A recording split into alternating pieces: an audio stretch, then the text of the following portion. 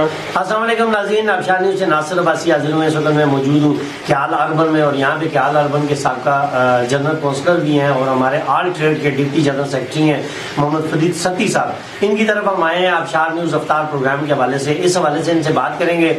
الحمدللہ اس سے پہلے جب بھی ہم نے کوئی بھی ویلفیئر کا پروگرام کیا ہے، ویلفیئر کا کام کیا ہے، انہوں نے اپنی استطاعت سے بڑھ کر ہمارے ساتھ ہیلپ کی ہے، اور امید کرتے ہیں کہ انشاءاللہ تعالیٰ اس دفعہ رمضان افطار پیکج کے اندر بھی یہ ہمارے ساتھ اس حوالے سے خوب ہیلپ کریں گے.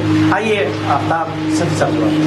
وعلیکم السلام سر، آج ہم آئے ہیں آپ کے پاس یہ رمضان افطار پروگرام کے لیے، جس میں ہم نے 20 لوگوں کو روزانہ افطاری دینی ہے. اس حوالے سے آپ کہہ رہے ہیں. اعوذ باللہ من الشیطان الرجیم، بسم اللہ الرحمن الرحیم. سب سے پہلے میں آبشار نیوز کے عباسی صاحب کا بہت شکریہ ادا کرتا ہوں. وہ میرے پاس آئے ہیں تو میں انشاءاللہ تعالیٰ یہ جو قدم انہوں نے اٹھایا ہے یہ بہت اچھا اقدام ہے. میں ان کا شکریہ ادا کرتا ہوں، اور میں انشاءاللہ تعالیٰ بھی ان کا ساتھ دوں گا، اور انشاءاللہ جتنا بھی ہو سکے میں انشاءاللہ ان کے ساتھ تعاون کروں گا اور مالی مدد بھی کروں گا انشاءاللہ. بہت شکریہ.